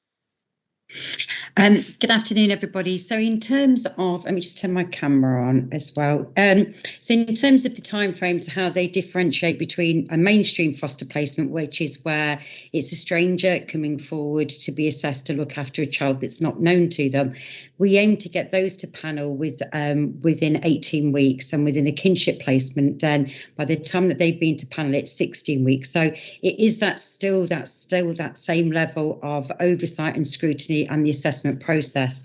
For kinship carers, when they come forward, we recognise that many families, that there is some level of dysfunction, as was mentioned previously, and some of that is unpicked about the viability, about what the impact of having that child, that may be your grandchild, it may be your nephew or niece, living as part of your family, and how you're then going to manage those dynamics. And any assessment that we do with the fostering service is about what is the best interest for that child. And if we think that it can be safely managed and we've unpicked it, we will go and do references, we will look at the impact from school, etc. Then we will make that recommendation to panel. Panel then are an independent group of people who then make that decision, and then it goes to our agency decision makers. So there's a number of layers. So there's the assessment layer, both with a viability. We have lots of referrals that come through for family members where the child can't remain at home, and a family member has come forward as part of that network meeting. We will go out and do viabilities, and a number of carers, once they know the potential of what that means for them and the impact of their family, will rule themselves out, or we as a service rule people out that we don't feel that's in the best interest of the child, and then they will then go through the process. So for us, there are many layers of scrutiny that we make sure that we do to get the best and the right placement for the child, and to minimise the disruption of moving children around placements. Thank you very much, Joss. Thank you. I don't see any more hands, but thank you very much again for an excellent report and for a full discussion. Thank you very much, Joss. Thank you. Thank you. Bye. Thank you. Bye.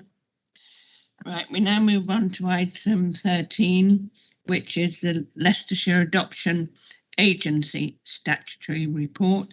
Another one similar, but adoption, page 135 on your agenda pack. And I believe it is Sharon. It's Sharon and Joss again, or just you? Just me this time, yeah. Thank you. Yeah, apologies, Kelda Clare can't be available today, and the service manager for adoption is not available. So for committee, the report is to provide the annual report on the adoption service for the period of end of March 2020 until the end of March of this year, 2021.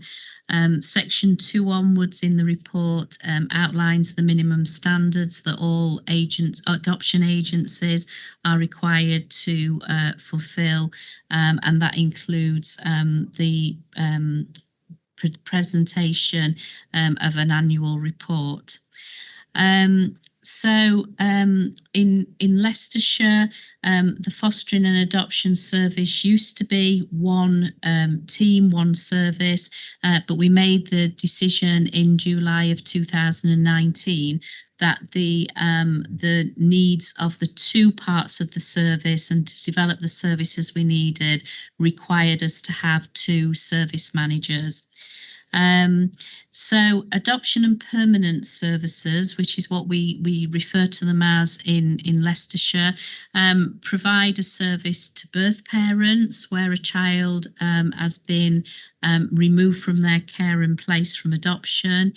It provides assessment of prospective adopters, provides support to those people who've been approved as adopters before children are placed.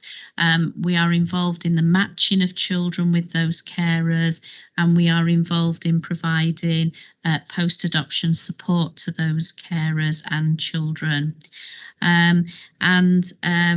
Where there is a special guardianship order is made by the court rather than an adoption order, we provide ongoing support and therapeutic support where needed for those children and carers, as well as our children and carers who've been adopted or are adoptive parents. Section 5 outlines that the service became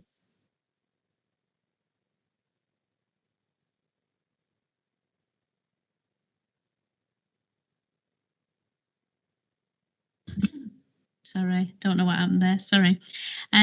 So although we continue to be wholly responsible for the adoption service in Leicestershire and wholly responsible for our children who are placed for adoption and are suitable for adoption. We work as a regional partnership with Leicester City, Lincolnshire, North Lincolnshire, Rutland and Northamptonshire to form a partnership, which means that we are developing and continue to develop our services, provide consistency, share practice and training of carers and support to carers across, and importantly, work together to identify the best possible adoption match for our children where adoption is their plan and their permanence plan. Section 6 identifies and highlights that the work of the adoption agency and our support around adoption and the making of permanent adoption orders, so not the matching of children, but the actual final order that's made in court, has been affected by COVID. Some of that process has been due to the availability of court times. So when courts were under significant pressure during COVID, they have prioritised the family hearings where children aren't safe to be at home, or them are contested hearings, and actually some of the hearings that would be to hear and finalise the making of adoption orders were put on hold and delayed. So our figures of the final adoption orders being made have been affected quite significantly during COVID. Section 8 of the report onwards takes you through a summary of the report. So it takes you through some of the key successes. So it's really good to report that there have been no disruptions for Leicestershire children in this period. So a disruption would be a child that had been matched and placed with prospective adoptive carers, and that placement broke down very early in the process. You know, breaks down really before the adoption order's been made. So we can report that we've had no such disruptions. There has been one disruption for Leicestershire adopters who were matched with children from another local authority. The permanence family finding social workers have all now been trained to level 1 on TheraPlay, so they can provide that additional support to children who have been placed for adoption, and with carers to understand the child's lived experience and the background. It's very difficult often for people who come forward to adopt a very young child to understand that although they are being matched with a child at a young age, that early years experience does have a significant and can have a significant impact on the child as they're growing up and developing.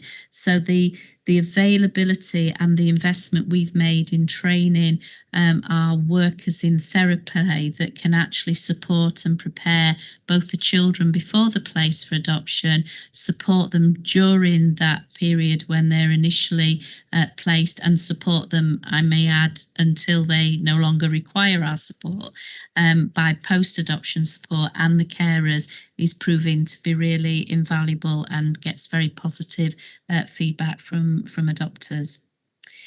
The report highlights that there were some changes and amendments to the adoption and children legislation during coronavirus. So some of the requirements around attendance at panels and medical advice to panels was the requirements were lessened for a period of time during COVID-19. What I can say is that as an authority, we were never in a position where we had to implement many of the new restrictions. We were able to continue to provide a service and work to the main regulations. But the report does talk about, and as I've said earlier, that some of the performance data is showing that some of our children have waited longer to be placed with adopted carers. We have looked at that in detail. Some of that is around the availability of court time around the adoption. So the children were placed, but the final order and making of the final order has been delayed. Some of that is related to a smaller group of children who have significant complexities of needs, whether they be a sibling group. I think we've had a sibling group of 4 little ones, all under the age of 6, who have been placed successfully, and some of our children who have more complex needs. We have been determined to make sure that we have looked for the right placement for them and have had some real successes for those children, but because that takes longer to match those children, our average times then for placement and matching are impacted on. But I think what we can proudly say is that we know the story behind those figures, and those figures represent some children that have been able to be placed with their carers. The rest of the report gives key areas for development and gives the performance overview, some of which I've already talked around permanency and adoption, and the report ends with our targets and priorities for 2021 to 22. Thank you very much. And thank you very much for the report. We have another speaker or just questions? Mr. Smith. Yeah, thank you, Chair. Just wanted to clarify for the new members, including myself, what exactly the Adoption Support Fund is used for, and in particular, why it's gone up exponentially to, just shy of £1 million this year. Thank you. The support grant is something that we apply for nationally, and that could be for a family where children have been placed and there is a need for ongoing quite intense therapy, or for a significant piece of work or equipment that a family would require that's really over and above what we would provide ordinarily as an adoption agency. So with our support, those families can apply to that grant or for money from that grant, and that can provide additional support. We are also able, as an authority, to apply to that grant to cover some of the costs of the therapy that we provide, our therapy workers provide. Taking up on that, would that fund also, for example, you said you had the great success and hopefully made a very happy family of 4 siblings. So that might mean that you had absolutely super adoptive parents coming forward to take on 4 children under the age of 6, which is a huge handful. Would that fund also be used, say, for extra things that might be needed in the home, that might be needed alterations in the home to cope with 4 children? And also, if necessary, extra support and care for that family? Is that the type of thing that the fund could be used for? It tends, in relation to alterations to accommodation or the basic things that are required, the local authority would provide those with the adopters. So that wouldn't be something that we'd ordinarily use the fund for. But if for that family, and I'm not saying that will be the case, but if for those children there was a requirement going forward for some specialist therapy, then the family, the parents, with our support, can apply to that grant for that piece of work. Yeah. but it doesn't replace the responsibilities of what we do as a local authority. Thank you. Yes. Thank you very much for that, Chair. Yes, there is. It's quite overt that there are cash incentives or financial rewards for people to enter into the fostering programme. Is there a similar arrangement for families to be incentivised to adopt children, or does it work on a completely different system? It works on a different system in that ordinarily people that are coming forward to be assessed as adopters are coming forward wanting to parent full-time children, to take them into their family and for them to be their forever parents and their forever family. But for whatever reasons, they're either unable to have their own children or they make a conscious decision that adoption is right for them. So it is a very different motivation for people coming forward. So in relation to financial support, that would be basic support on helping adopters who would be prevented from taking perhaps a sibling group without some support for basic equipment.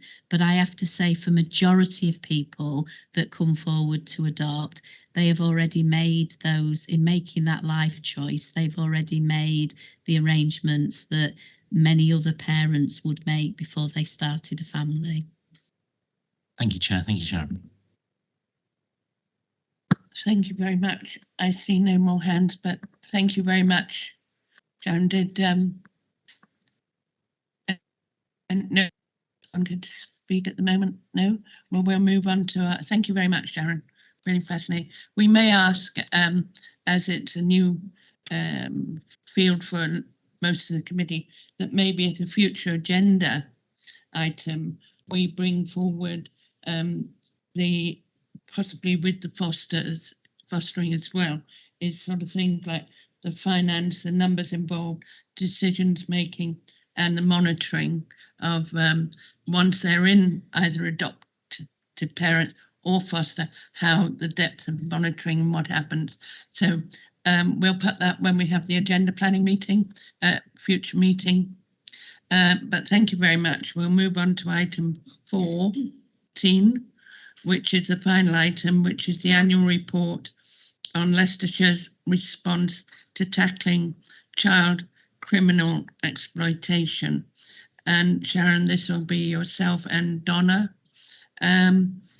Is this going to cover just the child criminal exploitation, or is it covering child sexual exploitation as well?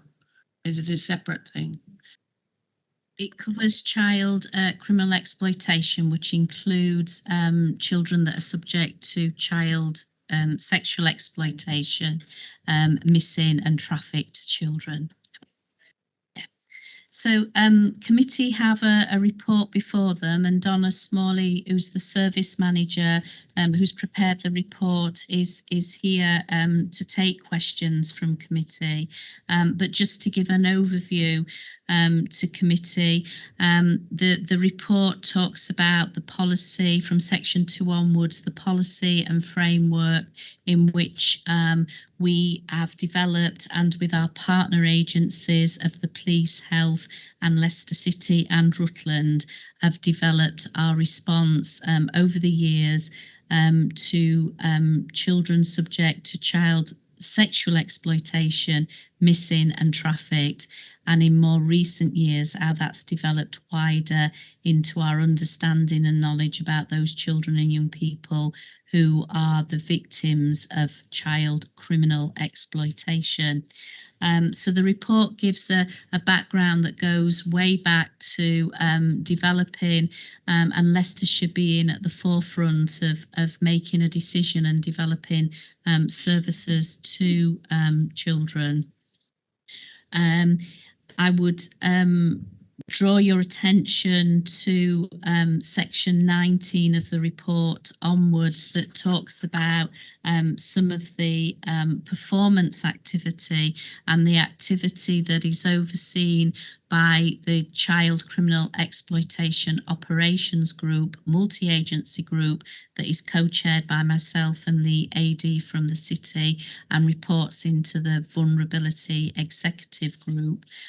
Know that's a lot of groups. I'm happy to explain some of that, but I do appreciate the time this afternoon, but happy to take questions on the work or any of the data that's in the report.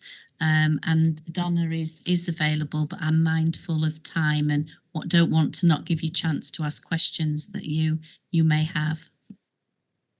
Thank you very much, Sharon. And I see Donna in the background. I am aware of the time, and I have Mr. Welsh.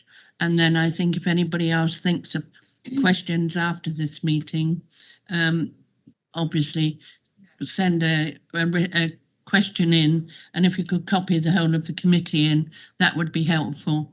But I do know that we are supposed to be somewhere else now. But Mr. Welsh.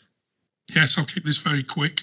The report talks about the funding directed by the new Police and Crime Commissioner. Does that mean, Donna, that Wigston sort of unit is now closed, or has the force itself found that funding?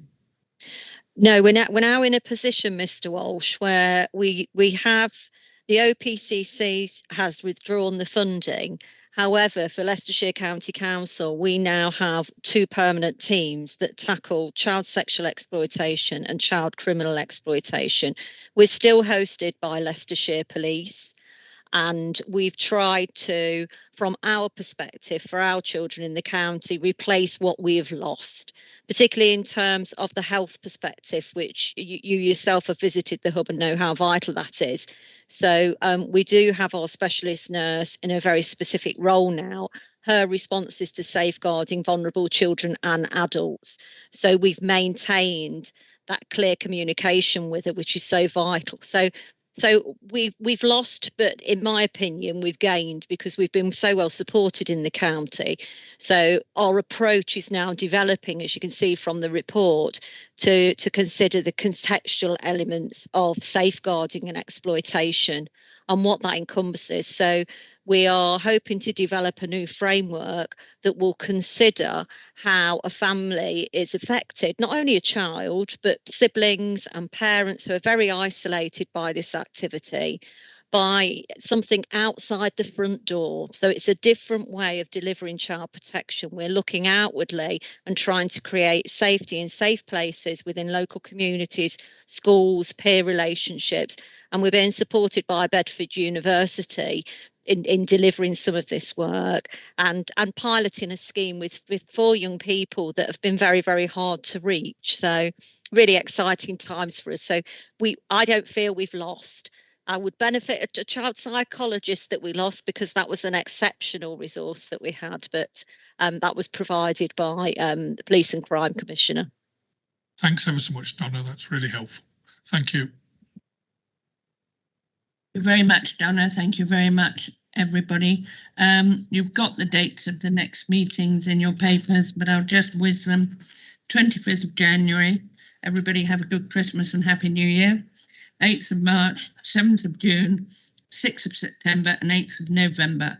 I haven't had any other items indicated to me as urgent. I'd like to thank Mr. Martin for coming along and Mrs. Whiting and the rest of you. And the briefing can now be heard in this room as well for councillors and everybody. But thank you very much indeed.